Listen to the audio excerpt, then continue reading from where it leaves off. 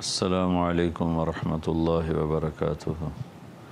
بسم اللہ الرحمن الرحیم والصلاة والسلام علی رسولہ الکریم وعلی آلہ وصحبہ اجمعین، اما بعد۔ اللہ تعالیٰ کے فضل و کرم سے رمضان عافیت سے اللہ نے گزروایا۔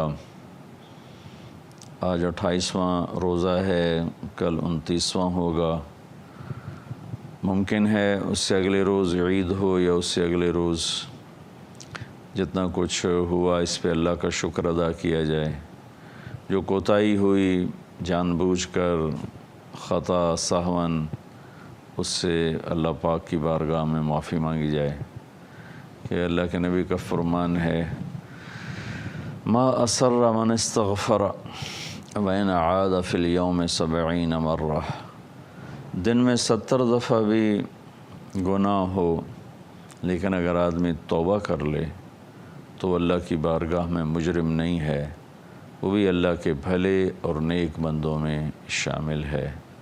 ہم نے اللہ کی رحمت کو بہت محدود سمجھا ہے اور بہت تھوڑا سمجھا ہے۔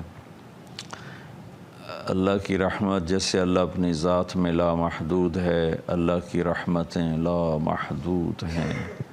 خود اللہ تعالیٰ نے عرش کے اوپر تو کوئی مخلوق نہیں ہے۔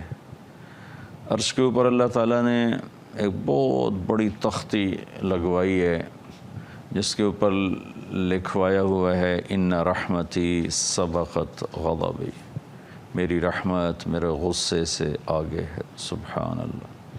اگر اس کا غصہ اس کی رحمت سے آگے ہوتا، آج شاید ہم میں سے چند لوگ ہی انسان ہوتے، باقی سب ہم کتے بلے بن چکے ہوتے۔ اور پھر قرآن میں اللہ تعالیٰ نے 2 جگہ کہا ہے، کتب ربکم علی نفسہ الرحمہ، سبحان اللہ، کہ میرے بندو ڈرو نہیں مجھ سے، میں نے تم پہ رحم کرنا اپنے اوپر فرض کر لیا ہے۔ اللہ نہ کرے، اللہ نہ کرے اگر یہ آیت یوں ہوتی، کتب ربکم علی نفسہ الغضب، کہ تمہارے رب نے تم پہ غصہ کرنا فرض کر لیا ہے، تو یہ تو دھرتی میں شاید جانور بھی زندہ نہ بچتے، پانی کی بوند نہ ہوتی۔ اس مالک نے کرم فرمایا، اس وقت 7 ارب انسان ہیں اور سارے کے سارے انتہا درجے کی نافرمانیوں پر ڈٹے ہوئے ہیں، اللہ کا مذاق اڑاتے ہیں، اللہ کے دین کا مذاق اڑاتے ہیں، قرآن کا مذاق اڑاتے ہیں، شریعت کا مذاق اڑاتے ہیں، پردے کا مذاق اڑاتے ہیں، داڑھی کا مذاق اڑاتے ہیں، سنت کا مذاق اڑاتے ہیں، اپنے نبی کی زندگی کو بے حیثیت قرار دیتے ہیں، اور آوارگی، فحاشی، بے پردگی، گناہوں کی سیاہی وہ میک اپ بن چکی ہے، دلوں کا پتھر ہونا وہ تہذیب بن چکا ہے، اخلاق حیا کا اٹھ جانا یہ آج کا دستور بن چکا ہے۔ قربان جاؤں صلی اللہ پہ جو اپنی رحمت کو غصے سے آگے رکھے ہوئے ہے۔ اگر اس کا غصہ اس کی رحمت سے آگے ہوتا تو شاید ساؤتھ امریکہ سے ساؤتھ افریقہ تک اور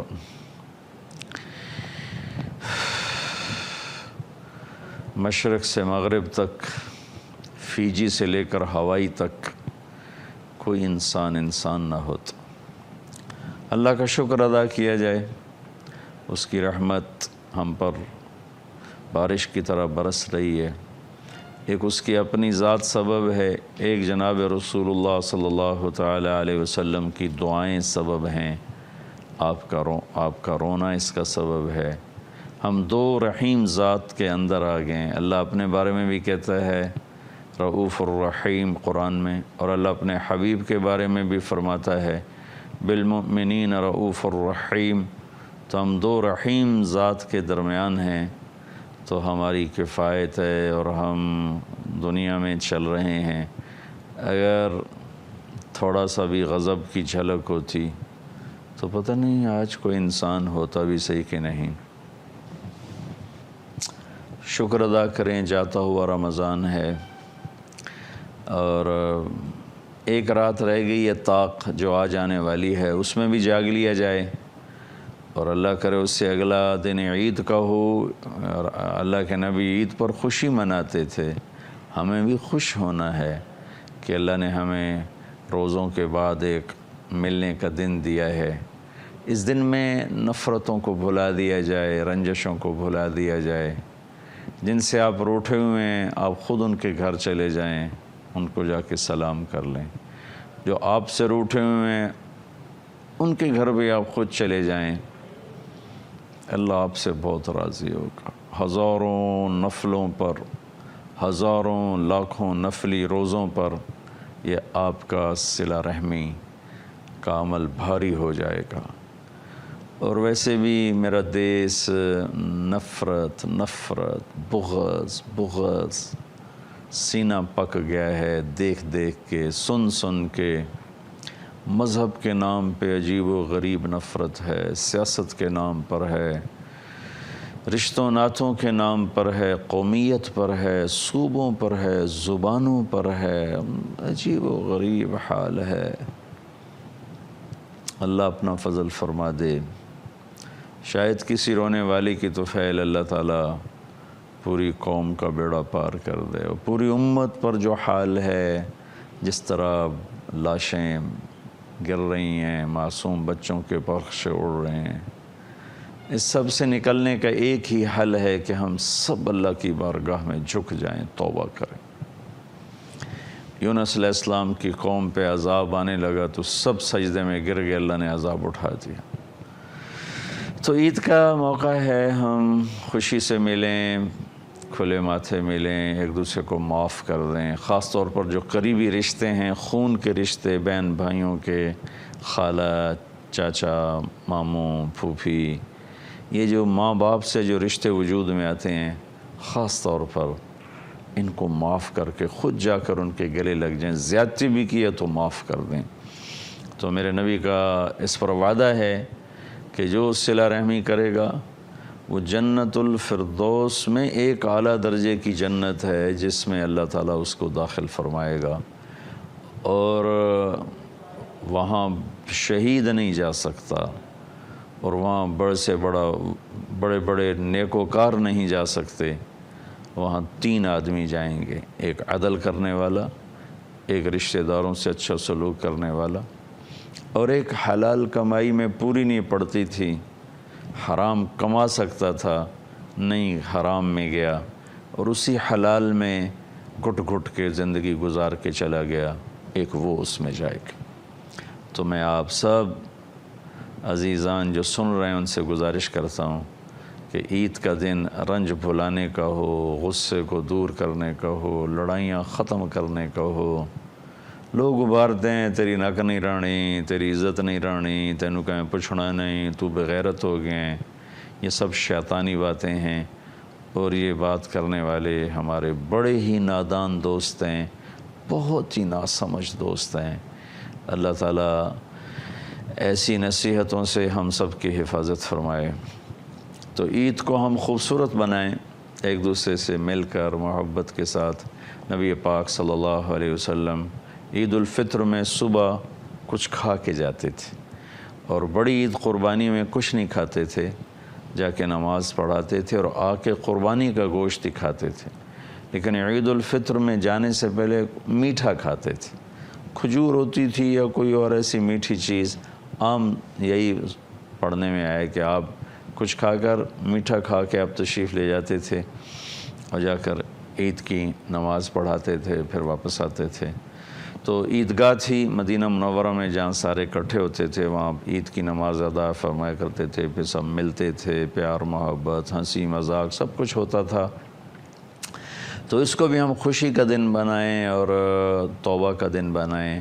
اور ایک چیز رہ گئی تھی، میں اس کو جاتے جاتے کہہ دوں، ہیں تو اگرچہ 2 دن پتہ نہیں کتنے لوگ اس کو دیکھتے ہیں، صدقہ فطر جس کو ہم فطرانہ کہتے ہیں، یہ 29 کی شام سے پہلے ادا کر دیا جائے تو پھر روزوں کی میل کچیل صاف ہو جاتی ہے، روزے آسمان تک چلے جاتے ہیں۔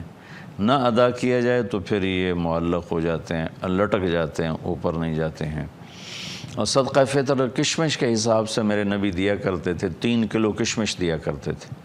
3 کلو کشمش میرے پاس مختلف مدارس کے فتاوی آئے ہیں تو 1200-1300 کے راؤنڈ اباؤٹ یہ چلتا ہے کہ 3 کلو کشمش تقریباً 1300 1250 1400 فی کس کے حساب سے، ایک آدمی کا 3 کلو یعنی 1300 روپیہ لگا لے، 1200 لگا لے۔ کھجور کے حساب سے میں نے وہ ایک مدرسے کا فتویٰ ہے 620 روپے بنتے ہیں، جو کے حساب سے 170 روپے بنتے ہیں، اور گندم کے حساب سے 80 روپے یا 100 روپے ہیں۔ جو آپ میں صاحب حیثیت لوگ ہیں ان سے گزارش کروں گا کہ اعلیٰ درجے کی کشمش کا بازار سے خود ریٹ معلوم کروائیں اور 3 کلو فی کس کے حساب سے اس کے پیسے لگوا کے کل شام تک سورج غروب ہونے سے پہلے غریب رشتہ داروں میں تقسیم فرما دیں، اپنے نوکروں میں دے دیں، اپنے رشتہ داروں میں دے دیں، اپنے پڑوسیوں میں دے دیں۔ کشمش کا نہیں آپ سمجھتے ہیں ہمت تو آپ کھجور کے حساب سے دے دیں، وہ 620 روپے فی کس ہے، اس کی بھی ہمت نہیں تو پھر جو کے حساب سے، پھر گندم کے حساب سے تو خیر واجب ہے ہی ہے، وہ تو ادا کرنا ہی ہوتا ہے۔ تو صدقہ فطر میں بھی کوشش فرمائیں کہ اپنے قریبی رشتہ داروں، غریب رشتہ داروں، ضرورت مندوں ہاتھ نہ پھیلاتے ہوں، یا اپنے نوکروں، گھر میں کام کرنے والے ہیں، ڈرائیور ہیں، ملازم ہیں، مالی ہے، اور کچن میں کام کرنے والا ہے، آپ کا باورچی ہے، یا آپ کی گھر میں خواتین بچیاں آتی ہیں برتن صاف کرنے والی، کپڑے دھونے والی، یا ایسے اڑوس پڑوس میں کوئی ہیں تو ان کو ڈھونڈ ڈانٹ کے ان کو عزت سے دیا جائے، ان کا احسان مانا جائے، ان پہ احسان نہ جتلایا جائے، تو ہمارا روزہ خوبصورت ہو کر انشاءاللہ پاک ہوگا۔ اور عید کے دن، عید کی رات اللہ تعالیٰ کے محبوب صلی اللہ تعالیٰ علیہ وسلم نے فرمایا کہ اللہ تعالیٰ فرشتوں سے پوچھتے ہیں کہ مزدور کا بدلہ کیا ہے، جو مزدوری کر دے، تو فرشتے کہتے ہیں اس کا مزدوری دی جائے، تو اللہ کہتے ہیں میں نے اپنے بندوں کے روزے اور رات کی تراویح کی وجہ سے سب کو معاف کیا۔ پھر جب صبح عید کا دن ہوتا ہے تو کروڑوں اربوں کھربوں فرشتے زمین پر اترتے ہیں اور عیدگاہ کی طرف لائنیں بنا کے کھڑے ہو جاتے ہیں اور زور زور سے پکارتے ہیں کہ اے امت محمد آؤ اپنے رحیم رب کی طرف، اپنے مہربان رب کی طرف۔ اور اوپر سے اللہ کہتے ہیں میرے بندو آؤ، آج جو مانگو گے دنیا کے بارے میں اس میں غور کروں گا، تمہارے لیے بہتر ہوگا دے دوں گا، بہتر نہیں ہوگا کوئی اور اس کا بدلہ ہو جائے گا، اور آخرت کے بارے میں جو مانگو گے سب تمہیں دوں گا، میں نے تمہارے پچھلے سارے گناہ معاف کیے، جاؤ خوشی خوشی اپنے گھروں کو چلے جاؤ۔ لیکن میں نے پہلے بھی بتایا تھا، پھر دوبارہ دہرا دیتا ہوں، گن دیتا ہوں، 4 آدمی پھر بھی نہیں اس ساری رحمت کا میں کوئی ان کا حصہ نہیں پڑتا ہے، نہ ان کو ملتا ہے۔ ایک شراب پینے والا جب تک توبہ نہ کرے، ایک ماں باپ کا نافرمان جب تک توبہ نہ کرے، ایک رشتہ داروں سے لڑنے جھگڑنے والا، بائی کاٹ کرنے والا جب تک توبہ نہ کرے، اور ایک دل میں بغض کینہ پالنے والا جب تک توبہ نہ کرے۔ تو اللہ تعالیٰ میری بھی، آپ کی بھی، ہماری نسلوں کی بھی ان 4 بڑے عیب سے حفاظت فرمائے۔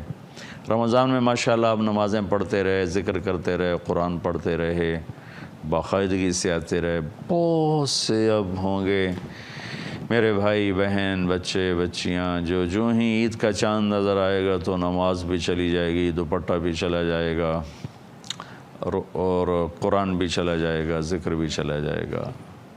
ایسی بات نہیں ہے میرے عزیزو، اللہ نے نماز موت تک فرض کی ہے، اور ذکر تلاوت موت تک اللہ نے ہمارے ذمہ لگایا ہے۔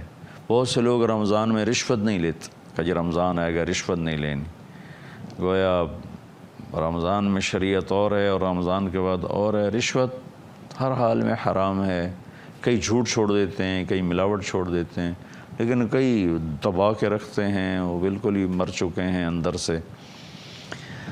تو میری گزارش ہے کہ جس طرح نماز پڑھ رہے تھے ایسے پڑھتے رہیں، جس طرح قرآن پڑھتے تھے پڑھتے رہیں، جیسے سروں پہ دوپٹے تھے باقی رہیں، جیسے جھوٹ سے بچے، رشوت سے بچتے رہیں، تو کل اللہ کی بارگاہ میں بہت سرخرو ہو کر پہنچیں گے۔